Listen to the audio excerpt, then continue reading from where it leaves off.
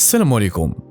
المواجهة بين الوداد الرياضي والفتح الرباطي بمناسبة دور 16 من كأس العرش بتاريخ 28 مارس 2025 على الساعة 10 بملعب العربي الزاولي دار البيضاء. هاد الماتش ماشي مجرد ماتش عادي، هاد المواجهة ديما كتحمل طابع خاص، حيت الفتح ولا كيخرج يلعب الكرة مع الوداد في المواجهات الأخيرة، والوداد كيبغي دائما يثبت القوة ديالو، خصوصا أن هذا الماتش غادي يتلعب في إطار منافسة كأس العرش، البطولة اللي عندها قيمة خاصة عند الفرق المغربية واللي كتعطي فرصة لأي فريق باش يرفع لقب غالي في الكرة المغربية، والخسارة غادي تخليك تغادر المنافسة، فإذا لا مجال للخطأ.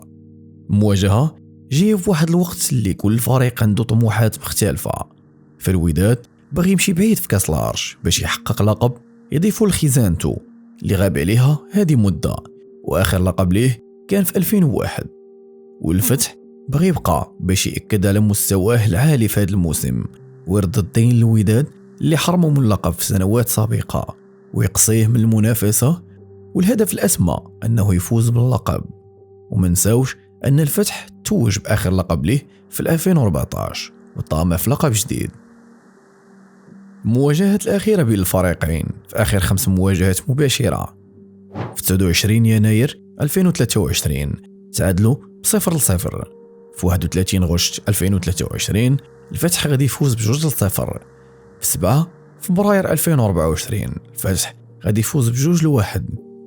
في 3 نوفمبر 2024 الوداد غادي يفوز ب1-0. وفي 9 مارس 2025 غادي يتعادلوا ب2-2. الوداد كيسجل معدل 1.6 هدف في الماتش ضد الفتح في آخر 5 المباريات.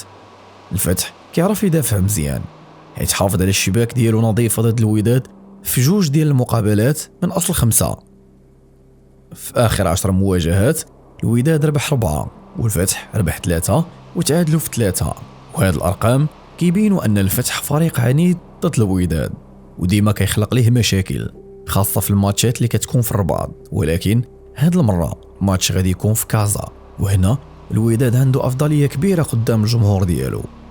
فالوداد الرياضي ماشي في الفورمة ديالو كاملة، ولكن كيبقى فريق قوي. المركز ديالو في الدوري في المرتبة الثالثة، 42 نقطة من بعد 24 دورة. آخر 6 الماتشات ربحنا 2 وتعادلنا 4. نقاط القوة ديالنا في الهجوم، خاصة في المباريات اللي كتكون في كازا، والأفضلية ديال الجمهور اللي غادي يعطي دفعة نفسية كبيرة. نقاط الضعف كاين تذبذب الأداء في بعض الماتشات الأخيرة، كاين مشاكل دفاعية كبيرة واضحة في الماتشات الصعيبة. بالنسبة للفتح الرياضي فهو فريق منظم وخطير في المرتدات. المركز ديالو في الدوري في الرتبة 4 ب40 نقطة من بعد 24 دورة. آخر 6 الماتشات فاز في 3 وتعادل في 2 وخسر في 1. نقاط القوة ديالو كاينة في الخط الوسط اللي قوي وكيعرف يقطع الكرات بسرعة، ودفاع صلب ضد الفرق الكبيرة، وقدرته على التسجيل من الهجمات المرتدة. أما بالنسبة لنقاط الضعف صعوبة فرض أسلوب ديالو خارج الميدان، قلة العمق في دكة البدلاء مقارنة مع الوداد. أما بالنسبة للتشكيلة اللي كنتوقع أنه يدخل بها مكوينة، في حراسة المرمى بن عبيد، في الدفاع كل من بوطويل، حركاس، موفي وناسيك، في الوسط مبارك، الساخي، مترجي، الزمراوي، مايلولا، لورش. أما بالنسبة للسيناريوهات المحتملة لهذا الماتش ممكن نقولوا أن الوداد غادي يضغط منذ البداية، غادي يدخل بقوة وغيحاول يسجل هدف مبكر. أما الفتح فغادي يحاول يركز على الدفاع وينتظر الأخطاء ديال الوداد.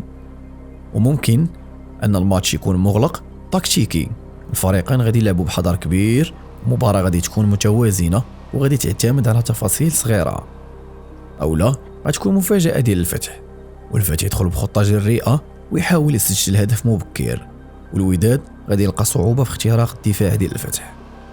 على أيين غتهبطوا الكومونتير وتخليو التوقع ديالكم للمقابلة، وتخليو التشكيلة اللي كتوقعوا أن يدخل بها مكوينة. مال للأبد. تهلاو.